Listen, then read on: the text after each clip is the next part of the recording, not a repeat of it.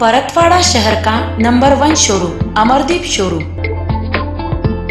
50 साल से आपकी सेवा में, जहां हर धागे में विश्वास बंधा है। संपूर्ण लग्न बस्ता भंडार अमरदीप शोरूम, मेन रोड, सदर बाजार, परतवाड़ा। सर्वप्रथम मी अध्ययन समाजाचे सहर्ष स्वागत करतो। मी सुदर्शन काळे, निवडणूक निर्णय अधिकारी, बोरगाव पेठ, तौलार, धामणगावगडी, कविठा। आतापर्यंत नामनिर्देशन अर्ज 90 प्राप्त झालेले आहेत काल संध्याकाळपर्यंत।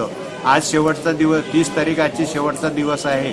उद्या अर्जाची छाननी होणार आहे आणि त्यानंतर अर्ज मागे घेण्याची तारीख 4 डिसेंबर आहे। अशा पद्धतीचा आमचा हा निवडणूक कार्यक्रम यशस्वीरित्या आमच्या निवडणूक निर्णय अधिकारी तहसीलदार साहेब यांनी नियोजन केलेलं आहे। अचलपूर तालुक्यातील 44 ग्रामपंचायतीची निवडणूक 15 जानेवारीला होऊ घातली आहे। या निवडणुकीच्या अनुषंगाने 30 डिसेंबर ही शेवटची तारीख नामनिर्देशन पत्र दाखल करण्याची आहे। निवडणूक आयोगाने नुकताच दिलेल्या निर्देशानुसार 30 डिसेंबर रोजी ठरवण्यात आलेली 3 वाजताची वेळ ही 5:30 वाजेपर्यंत करण्यात आली आहे।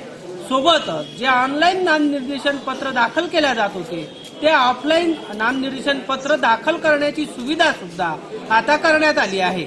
एकंदरीत ग्रामपंचायत निवडणुकीच्या अनुषंगाने 30 डिसेंबर पर्यंत नामनिर्देशन पत्र सायंकाळी 5:30 वाजेपर्यंत स्वीकारल्या जाणार आहेत। त्यानंतर 31 डिसेंबरला प्राप्त झालेल्या अर्जांची छाननी होणार आहे।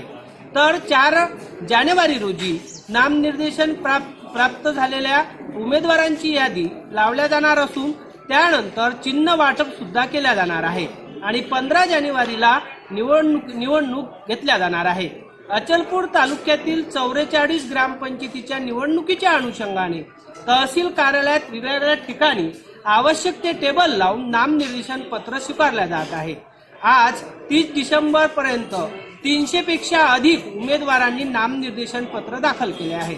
निवडणुकीच्या अनुषंगाने अचलपूर तालुक्यातील या सर्व घडामोडी अध्ययन समाचार लाईव्हवर वेळोवेळी उमेदवारांपर्यंत आणि गावकऱ्यांच्या मतदारांपर्यंत पोहोचवल्या जाणार आहे। सानुकांसह जितेंद्र रोडे, अध्ययन समाचार लाईव्ह। प्रल्हादराव निमकर, सहाय्यक निर्णय निवडणूक अधिकारी, ग्रामपंचायत पत्रोट आणि कांडली। दिनांक 29/12/2020 पर्यंत कांडली ग्रामपंचायत अंतर्गत 59 फॉर्म नामांकन भरण्यात आलेले आहे। तसेच पत्रोट इथून 37 नामांकन फॉर्म भरण्यात आलेले आहे। असे एकूण पूर्ण 2 ग्रामपंचायतीमधून 96 फॉर्म अद्यापपर्यंत प्राप्त आहे। आज दिनांकापर्यंत आता आजचे जे आहेत ते आज संध्याकाळी लागून जे त्रिपाठी निवडणूक निर्णय अधिकारी, धोतरखेडा, गौरखेडा, निमकुण आणि कोला। धोतरखेडासाठी 13 अर्ज प्राप्त झाले आतापर्यंत, गौरखेडासाठी 17 अर्ज प्राप्त झाले, निमकुणसाठी 10 अर्ज प्राप्त झाले आहे आणि कोल्यासाठी 10 अर्ज प्राप्त झाले आहे आणि आजही अर्ज येणं सुरू आहे। नमस्कार, मी महादेव आसदेकर, निवडणूक निर्णय अधिकारी। माझ्याकडे 5 ग्रामपंचायत आहे। यामध्ये राशेगावमध्ये कालपर्यंत 35 अर्ज एकूण प्राप्त झालेले नामनिर्देशन पत्र।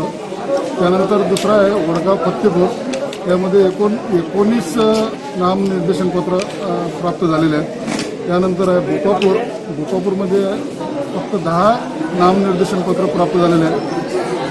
त्यानंतर आहे भुगावमध्ये एकूण 20 नामनिर्देशन पत्र प्राप्त झाले आणि पांढरी म्हणून आहे एक गाव, त्याच्यामध्ये कमी आलेलं आहे, म्हणजे फक्त एकूण 3च झालेले आहे। असे एकूण जवळपास 87 नामनिर्देशन पत्र 5 ग्रामपंचायतीमधून प्राप्त झालेले आहे। आज नामनिर्देशन पत्र येणं सुरू आहे। आज जवळपास 5:30 वाजेपर्यंत आम्ही नामनिर्देशन पत्र स्वीकारणार आहे। त्याच्यानुसार सगळ्यांचं नामनिर्देशन पत्र आम्ही स्वीकारणार आणि नंतर ऑनलाईन करून ते प्रसिद्धी वगैरे देणार। ग्रामपंचायतचं निवडणूक म्हटलं की गावात अनेक वाद निर्माण होतात आणि मात्र या निवडणुकीत भाऊबंदकीमध्येही वाद निर्माण होतात। त्यामुळे या ग्रामपंचायतीच्या निवडणुका कुठलाही वाद न होता संपन्न करणे गरजेचे आहे। एकंदरीत गाव विकासासाठी आणि सर्व गावातल्या लोकांनी एकत्रित येत ग्रामपंचायतची निवडणूक अविरोध होण्याकरताही प्रयत्न करणे गरजेचे आहे। निवडणुकीच्या 4 दिवसात केवळ आयुष्यभर वादंग ठेवणे योग्य नसल्याने ग्रामपंचायत अविरोध करण्यासोबतच खेडीमेडीच्या वातावरणात ही निवडणूक संपन्न करणे गरजेचे आहे. ग्रामपंचायत निवडणुकीत निवडणूक आयोगाने उमेदवारांसाठी 190 निवडणूक चिन्ह दिलेले आहेत. हिरव्या मिरचीपासून तर अक्रोडपर्यंत, बेडवरील उशीपासून तर पलंगापर्यंत असे अनेक 190 चिन्ह या निवडणुकी दरम्यान निवडणूक आयोगाने या ठिकाणी ठेवले आहेत. फ्रीज असेल, अननस असेल, जेवणाचं ताट असेल, यासोबतच आपण पाहतो सूप आहे, विजेचा खांब आहे, दरवाजाची मूठ आहे, अशी विविध चिन्ह या निवडणुकीत उमेदवार आता आपल्या मतदारांपर्यंत घेऊन जाणार आहे.